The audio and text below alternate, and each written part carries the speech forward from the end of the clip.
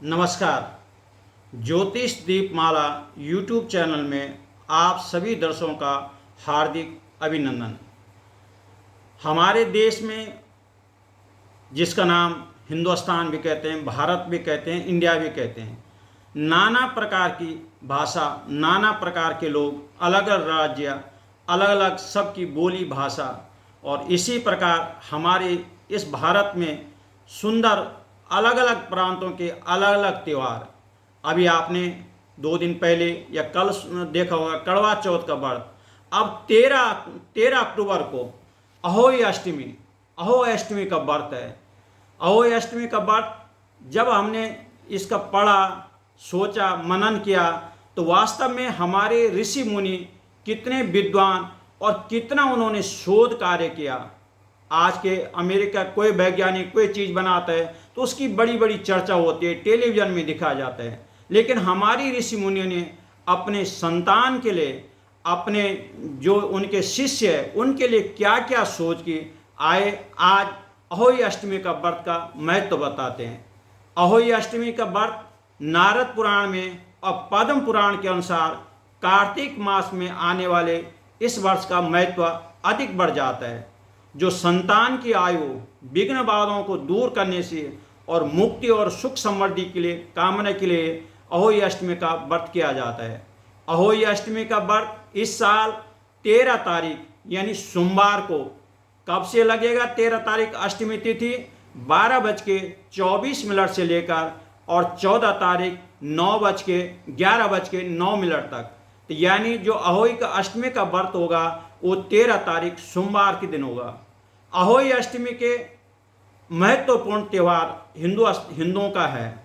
यह माताएं अपने संतान के लिए, भलाई के लिए, दीर्घायु के लिए, समृद्धि के लिए, आजकल हमारे पास बहुत सारे लोग आते हैं कि हमारी संतान बीमार रहती है, ये संतान नहीं होते। तो मैं उन सभी माताओं को, उन सभी बहनों को ये सुझाव दूंगा कि अपने भारतीय संस्कृति की जो धरोहर हैं उनके बारे में पढ़ें और अहोई अष्टमी का व्रत रखें, जिससे कि आपके बच्चे समृद्धि और सुख शांति दीर्घायु वाले होते हैं।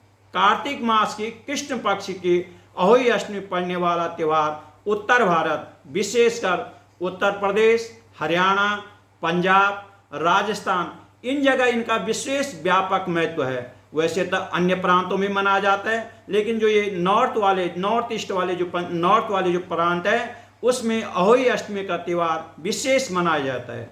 अहोई अष्टमी का महत्व, अहोई अष्टमी माता के अत्यंत शुभ मानी जाती है, क्योंकि यह उनकी संतान के लिए सुख समृद्धि और उत्तम स्वास्थ्य के सुनिश्चित करते हैं। ऐसा माना जाता है कि इस दिन प्रार्थना, उपवास करने से पिछले कर्मों में जो बाधाएं वो दूर हो जाती है और परिवार में समृद्धि और आनंद का आशीर्वाद बना रहता है। अगर हम पौराणिक कथाओं के, पुराणों की बात करें तो हिंदू धर्म ग्रंथों के अनुसार देवी अहोई माता पार्वती का दिव्य रूप माना जाता है और माँ पार्वती की पूजा की जाती है, जो बच्चों की रक्षा करने के लिए, दीर्घायु करने के लिए, स्वास्थ्य जीवन के लिए किया जाते हैं। अगर किंवदंती कथा कहेंगे, अहोई अष्टमी का उपवास पौराणिक कथाओं के साथ माता की कहानी, एक समय की बात है कि 7 पुत्रों के एक पतिव्रता माँ थी। एक दिन जंगल में मिट्टी खोदने के लिए वो चले गए, जिससे गलती से उन्होंने कुदाल से, फावड़ा से छोटे शेर के बच्चे को मार दिया था। इसी के श्राप से उस माता के 7 बच्चे मृत हो गए। उन्होंने बड़े ऋषि मुनि से पूछा, उनका जानकारी ली, तब जाके उनका जो निर्णय निकला, जो व्यक्ति अहोई माता का व्रत करेगा उसके पुत्र, 7 पुत्र जीवित हो गए। तब से अहोई व्रत का हमेशा वो स्त्री व्रत करने लगे। तो जिन माता बहनों के बच्चों में या संतान होने में कोई दिक्कत आती है, तो मैं ज्योतिष दीपमाला की ओर से उन सभी बहनों से निवेदन करूंगा कि 13 अक्टूबर को अहोई माता का जो व्रत है उसे आप निश्चित करें, जिससे आपके संतान सुख और समृद्धि तथा उन्नतिदायक होंगे। यही इस कहानी का या अहोई माता का विशेष महत्व है। मैं फिर एक दफ़े दोहरा दूं कि अहोई माता का अष्टमी का व्रत सोमवार यानी 13 अक्टूबर 2025 को पड़ेगा।